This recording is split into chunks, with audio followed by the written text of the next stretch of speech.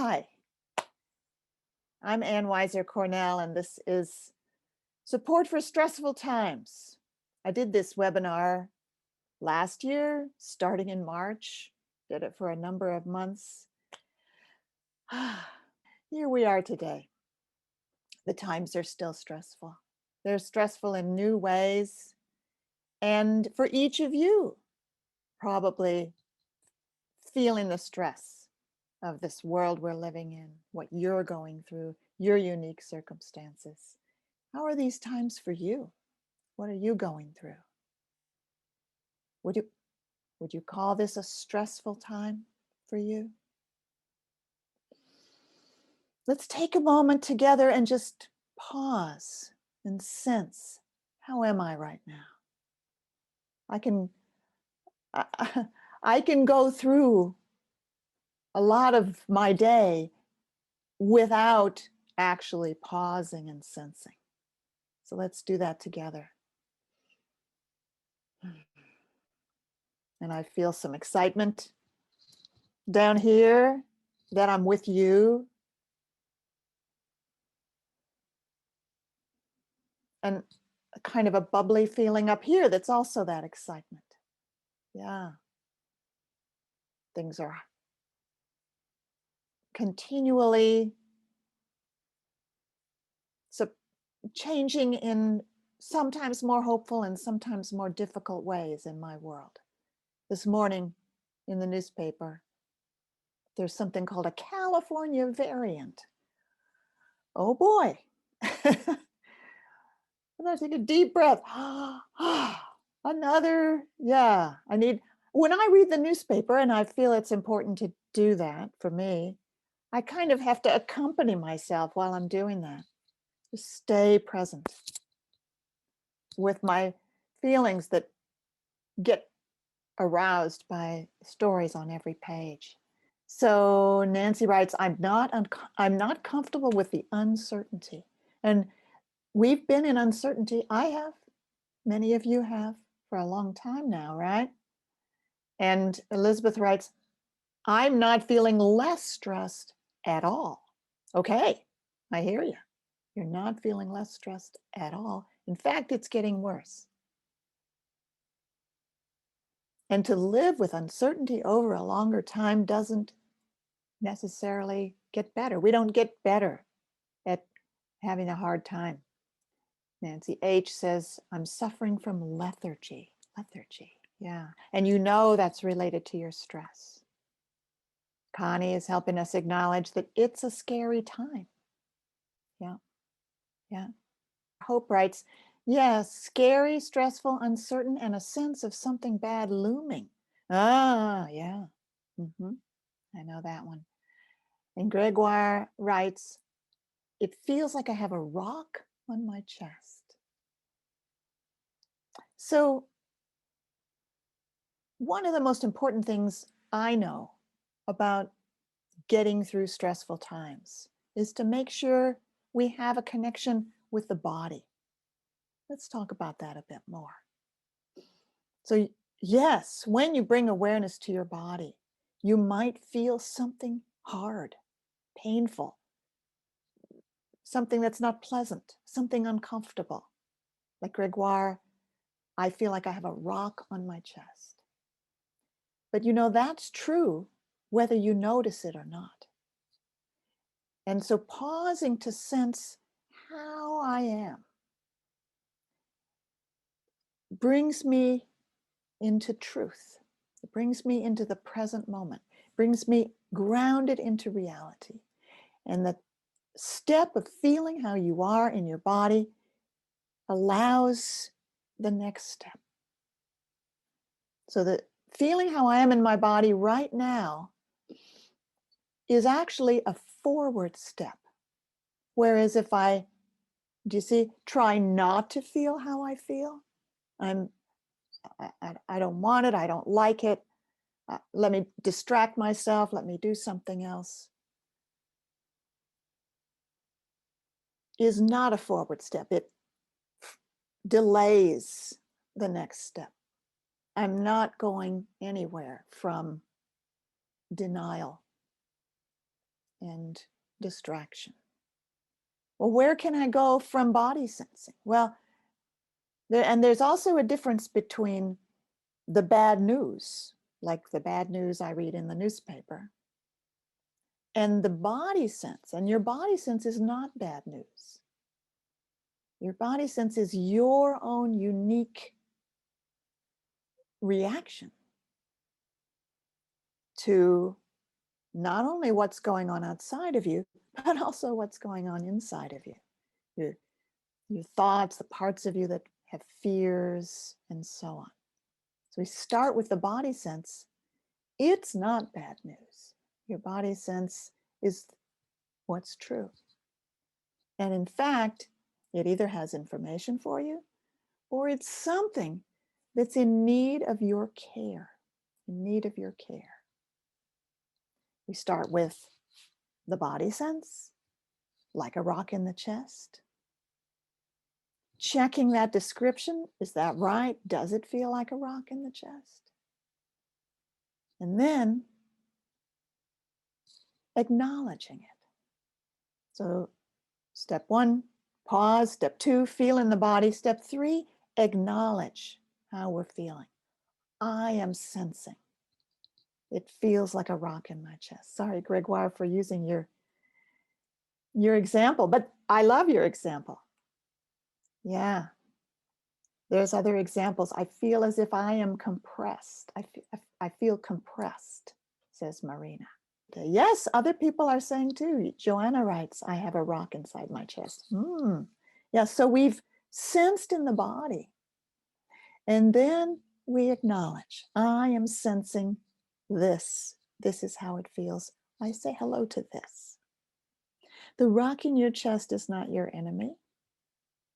You have no enemies inside you.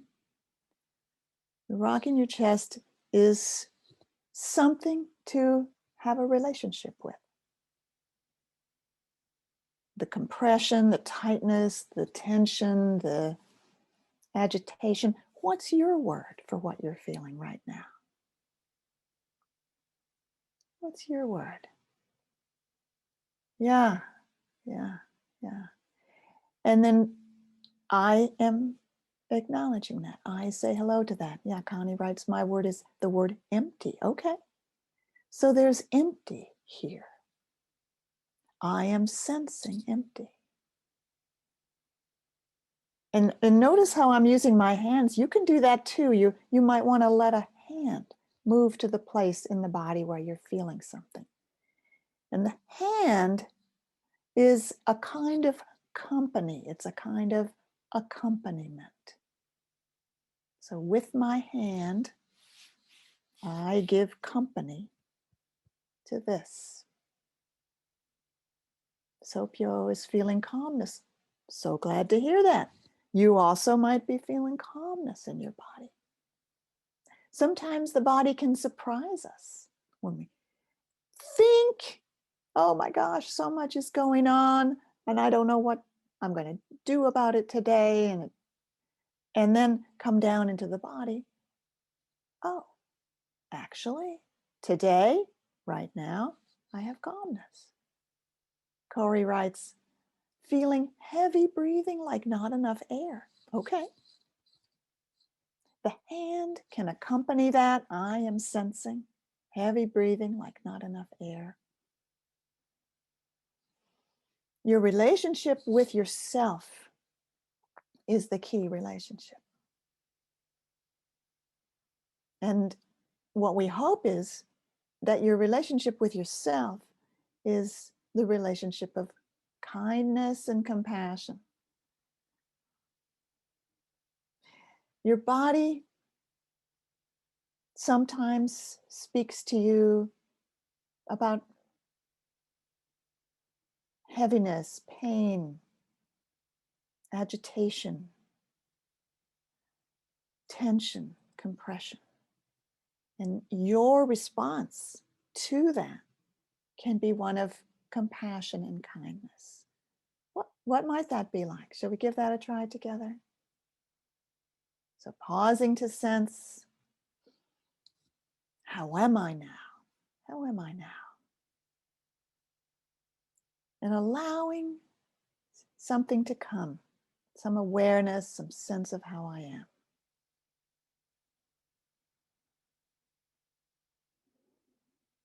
And letting that be here.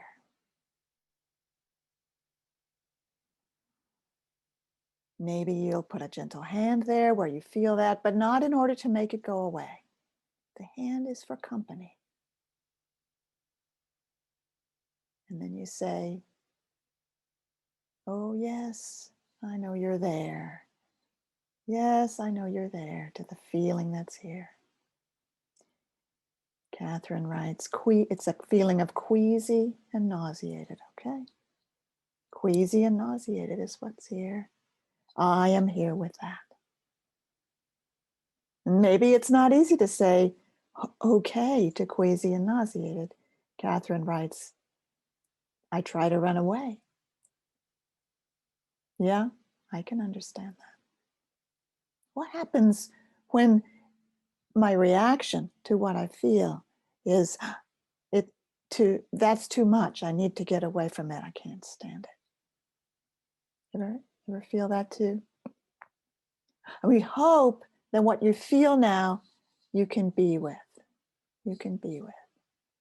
But if instead of being able to be with it, there's a pulling away from it, it's too much, I can't stand it, then let's say hello to that. Yeah. I'm saying hello to something in me that's needing to get away, needs to run away, needs to get away from these feelings. So I love this, to see what happens. Either I feel what I feel and I can be gentle and stay with it, or I can feel the pulling away that get me out of here, that I need to run away, and I can be gentle with that. And language can help us do that.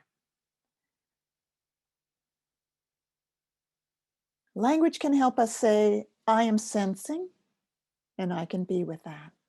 Or, I'm having a hard time being with that. Okay, I am sensing something in me having a hard time being with that. What's nice is we end up being with something.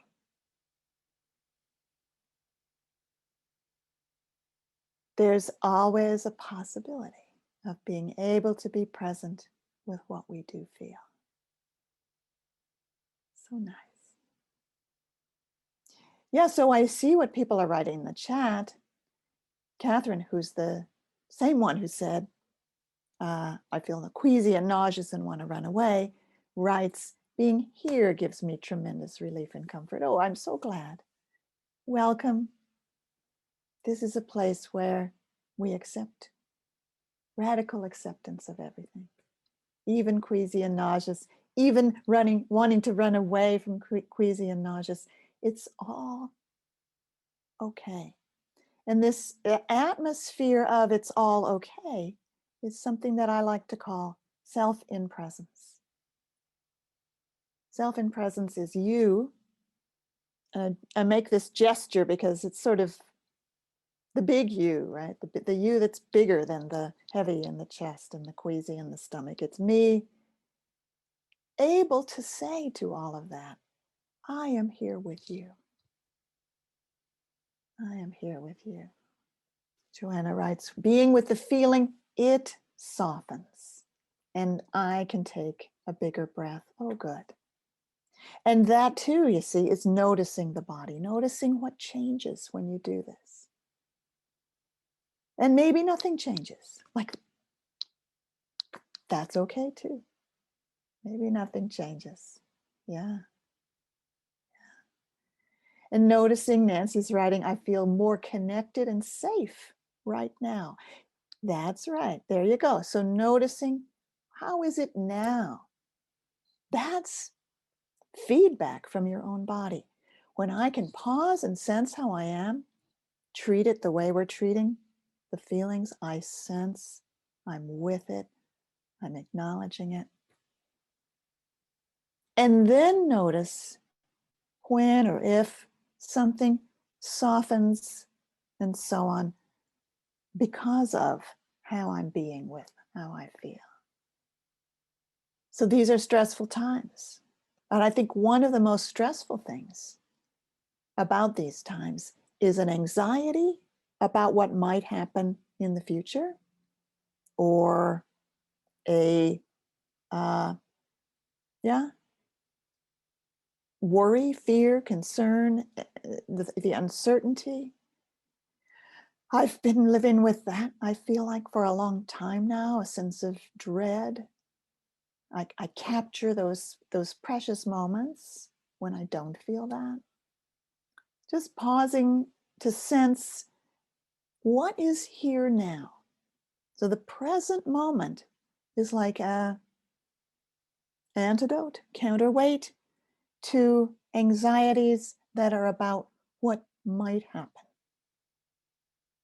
And there is a part of us that wants to take what might happen and say it as if it is certain to happen. I don't quite understand why that is, but I observe it all the time. When we are talking to another person, if there's something we worry, we fear, we say, you're gonna, or you're not gonna. We say it as if it's true, right? I, sometimes my partner, I shouldn't tell stories about him, but he neglects something that I wish he wouldn't neglect. And I find myself saying to him, well, you're gonna, I don't know. I don't know what the consequences are going to be about the thing that he neglects. I worry that da da da. Wouldn't it be great if every time we're scared, we could acknowledge it by saying, I worry? And then we could say, something in me worries. And so these, I don't know about you, but what I find running around in my head is these predictions of doom that might be true, might be true, might not be true. I don't know. We'll still be in masks in 2 years. I don't know. Maybe, maybe not. But when I actually turn toward the thought that we'll still be in masks in 2 years, there's something in me that's worried that that's true. So I back off from these certainties that my worried parts are demanding that I face. And I say, I hear you. I hear you're worried about that. And here we are right now in this body with these feelings, here and now. So I love that about being in the body, because it brings us back to the present moment. And anxious thoughts take us away from now. Now is where we can prepare for things that we worry about. We can prepare as best we can. Do you know, remember the wonderful serenity prayer from the 12-step programs? The serenity to accept what I cannot change, the courage to change the things I can, and the wisdom to know the difference.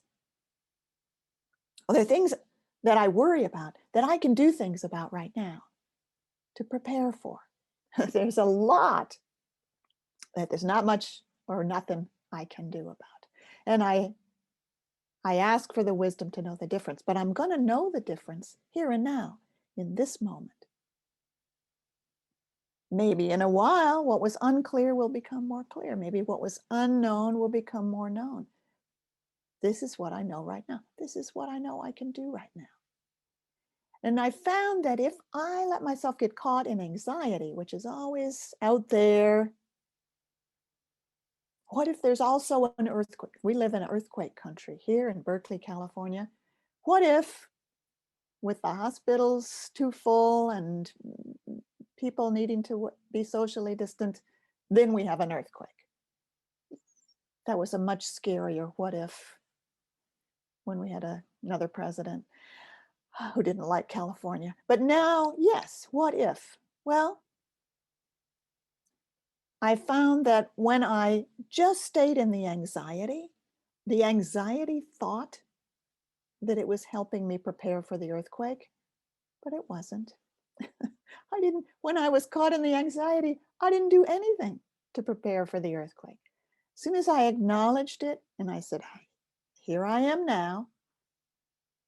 There's a lot I don't know about what's going to happen." And I say hello to the parts of me that are worried about that.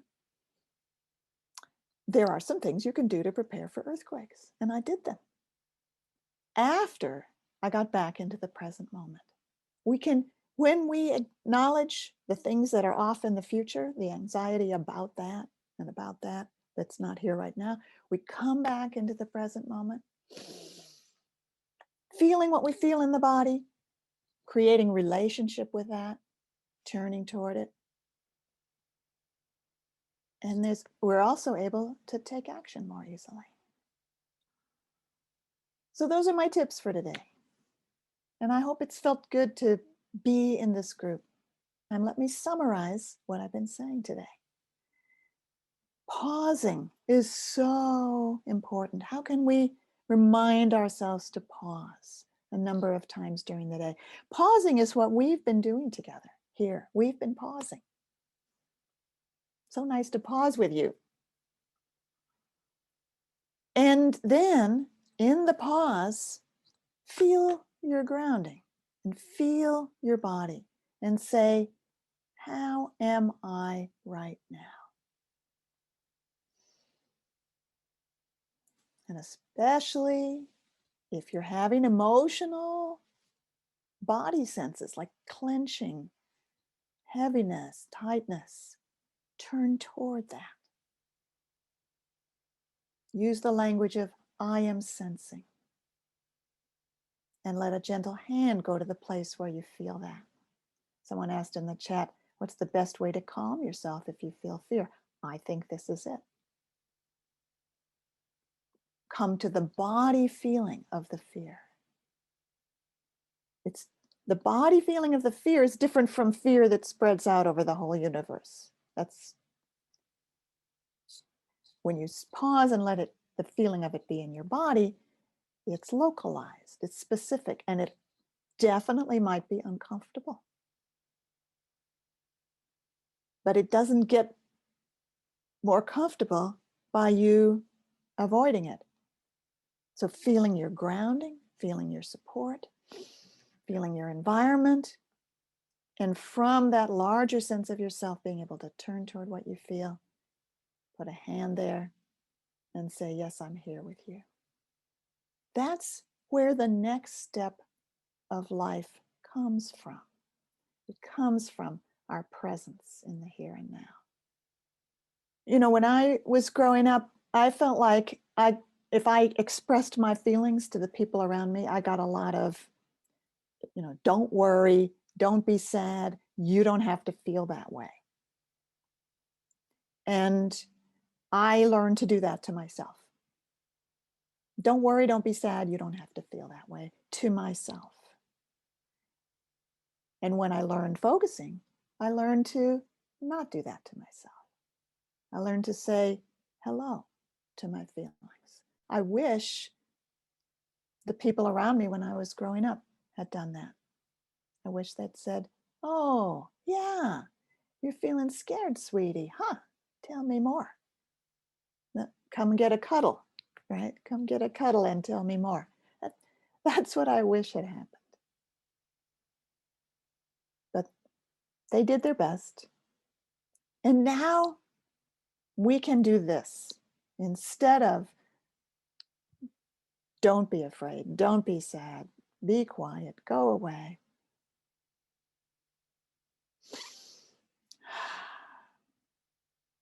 We make a space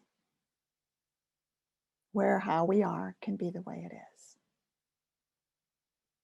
And this is such a radically self-loving thing to do.